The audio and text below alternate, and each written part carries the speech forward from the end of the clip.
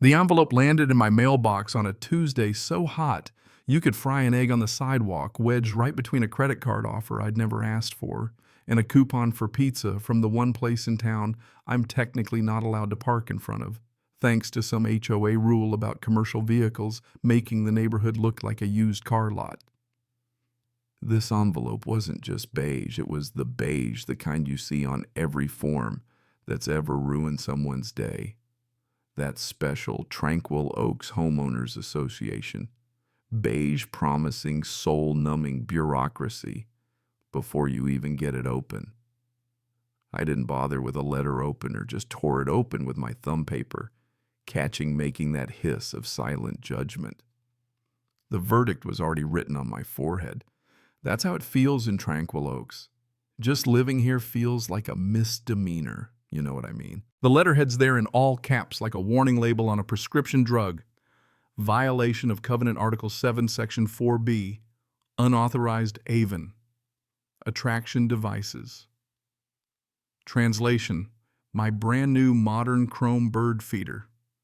The one I'd hung in my old oak tree just 2 days before, thinking maybe I could attract a little life to this strip mall of a suburb, was officially a threat to the status quo.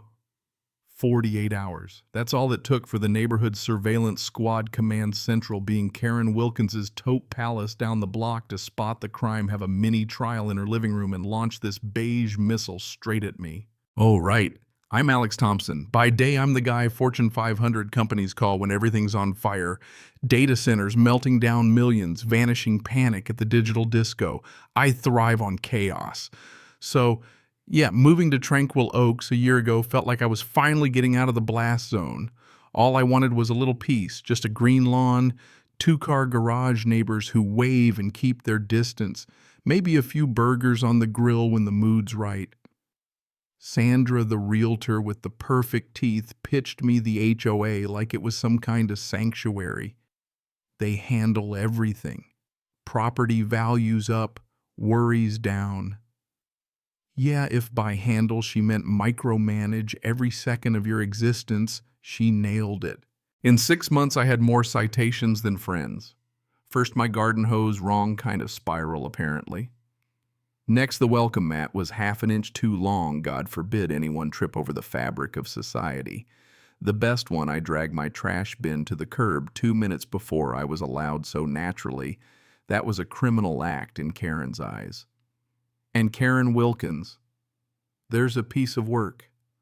She's the kind of person who traded ambition for a 3-ring binder and runs this place like she's judge, jury, and executioner. She wears her disapproval like perfume, always sniffing the air for someone to grade an F-. I crushed the bird feeder letter in my fist, stormed through my empty house, and slid open the back door. Out on the patio, I could see my real pride and joy, a 50 by 50-foot concrete helipad, blinding white H, shining in the sun. It's not for show. My job needs me to be anywhere fast. Commercial flights are for amateurs, driving's a joke. So I bought this big lot, got every permit, and keep a Bell 505 at a nearby hangar. I did everything by the book, FAA and city permits, all stamped and legal. I honestly thought foolishly that the HOA couldn't touch my little corner of freedom. But this bird feeder nonsense, it was the spark. Karen hadn't even noticed the helipad yet. But when she did, well, I knew what was coming. So I decided to beat her to it. I sat down, smoothed out the letter, and started drafting a formal request for the HOA to sanction a private aviation facility, basically begging for forgiveness in advance. Walking into the next HOA meeting was like stepping into the world's blandest hostage situation. Fluorescent lights, folding chairs, potted plant, dying in the corner, everyone wearing the same nervous smile. Karen sat at the head like she was defending the Supreme Court, with Harold the treasurer and Marlene the queen of synchronized nodding. Honestly, my heart wasn't racing out of nerves. I live for this kind of confrontation. I clicked through my slides, job demands, travel maps, blueprints, noise studies. A guy up front worried about the noise. I countered with decibel charts. My chopper's quieter than your average leaf blower and only fires up maybe once a week. Another neighbor, poodle-haired and shaking, brought up crashes.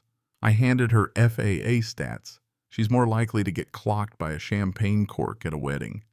Insured up to 20 million spotless record. For 10 minutes, I countered every panic attack with hard facts. Then came Karen. She stood up, voice dripping with condescension. That's all very impressive, Mr. Thompson, but Tranquil Oaks isn't an airfield. This contraption violates our sense of serenity. I pointed out calmly that the covenants say nothing about aviation.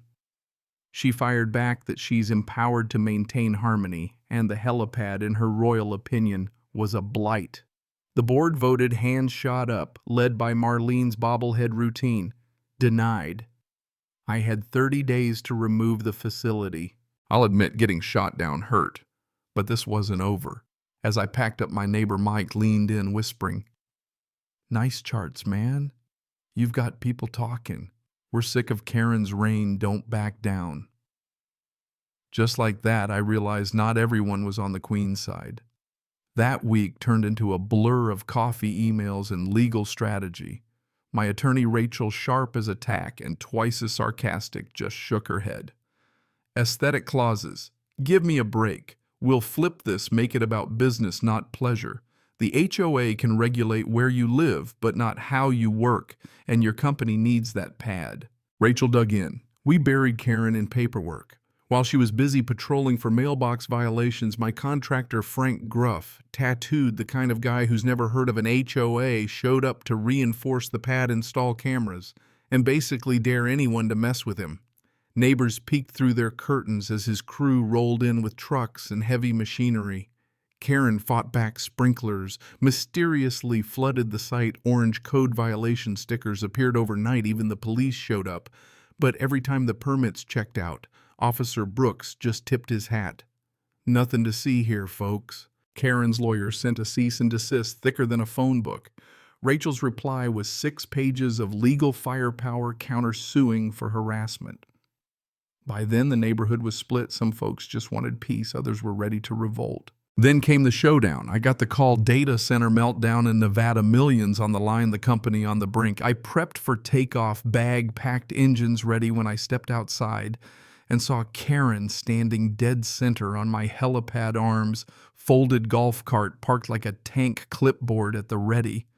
Helicopter rotors thundered in the distance. I told her to move. She sneered. "Your emergencies aren't my problem. Facility's not approved." I tried reasoning. She stood her ground. So I made one call. My charter crew, ex-military types, flew in low and fast. The chopper landed black as midnight, looking like something out of a spy movie. 2 guys in flight suits hopped out, ignored Karen squawking, lifted her golf cart like it was a toy, and parked it back on her lawn. Karen finally backed off, hair wild in the rotor wash, practically shaking with rage. I took off for Nevada, fixed the crisis, saved the day. When I landed back home, neighbors were waiting. Mike handed me a cold beer. Marlene actually smiled. People clapped from their porches. Karen, though, she'd finally gone too far. The board called an emergency meeting. Neighbors lined up with grievances. The whole Karen regime fell apart in a matter of hours. Mike got voted in as the new president. His only promise was, "Don't be a jerk." Karen's house hit the market the next week, her infamous golf cart towed away for good. I came to Tranquil Oaks for peace, ended up unleashing chaos, but maybe it's the kind of chaos this place needed. Some folks say I went overboard, others say I stood up for what's right.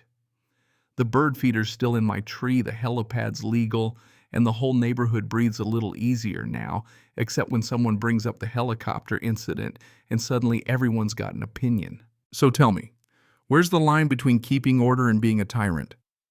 Was I out of line? Or did the HOA get exactly what it deserved?